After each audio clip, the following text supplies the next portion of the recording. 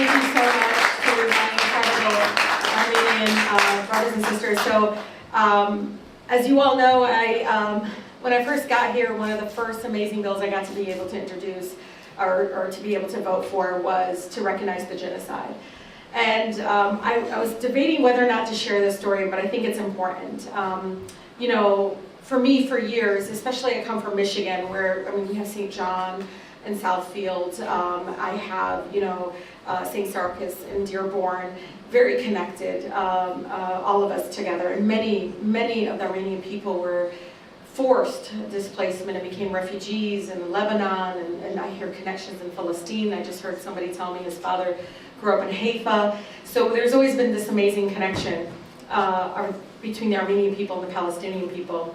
So after that vote, of course, you know, I think there was a shock because the Michigan folks knew me, but I think folks around the country, especially my California Armenians, were like, whoa, who's that? Because no one had called me to vote yes or no. I just knew I'm going to vote yes in recognition. And I've never told Frank Pallone this story.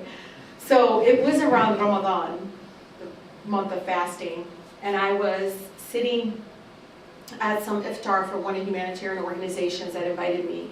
And they so happened to put the ambassador of Turkey next to me.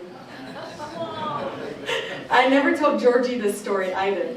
But they put him next to me. And you know, I didn't think anything of it. Nothing, you know, I'm just, you know, we're about to break fast together. And, you know, he said, I just want you to know, like, you know, we always stand with the Palestinian people. And I said, well, thank you, that's wonderful.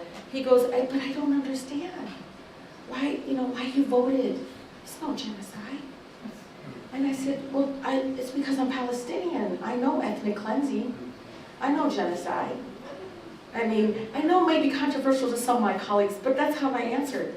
He was a little shocked. I didn't end up breaking fast. I left after that from there. But, you know, I work a lot on various issues, of course, advocacy around a lot of various issues. And you know, this is not against the Turkish people. This is for recognizing injustices, even my own country, and recognizing injustices of indigenous people, Native American people, that we continue to have to recognize those injustices. But the horrific, you know, few years of continued ethnic cleansing, displacement, and continued genocide, and the connections, again, are so strong. I want you all to know, no matter who it is, I will be always consistent in fighting against ethnic cleansing, again, no matter where it happens. And you all give me so much hope. I don't think you realize, I know it took so long, but you did it so beautifully unapologetic, rooted in your faith, your language, your culture, your history. You made sure to continue to humanize, to continue to, you know, humanize the Armenian people, because even with the unbelievable numbers, right?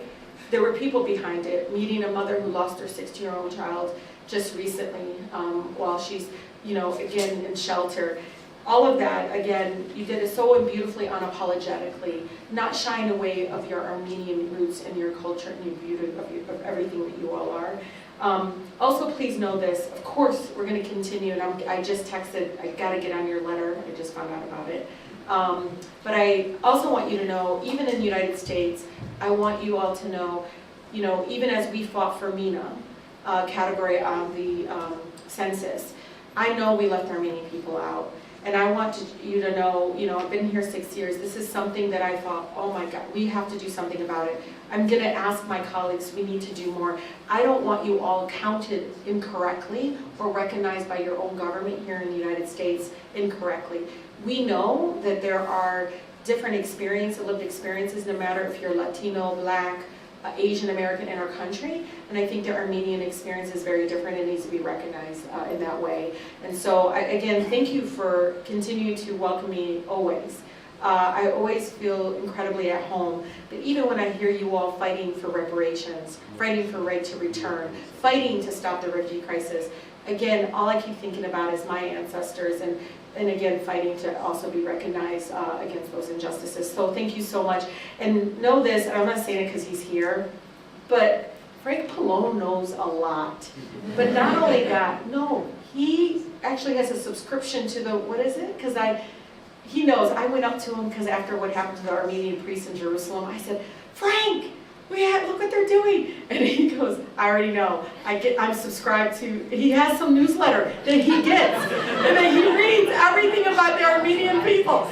So it's amazing because I'm like, what do you read? It's incredible. So I just want you all to know, he really is sincere about this fight for the people, the Armenian people, and continuing to fight, and again, recognizing the ethnic cleansing of Artsakh and so much more. So thank you for always indulging me too, because I know I'm always trying to push a little bit harder, but I know that, I want to move with urgency. They've been waiting decades for justice. So thank you all so much.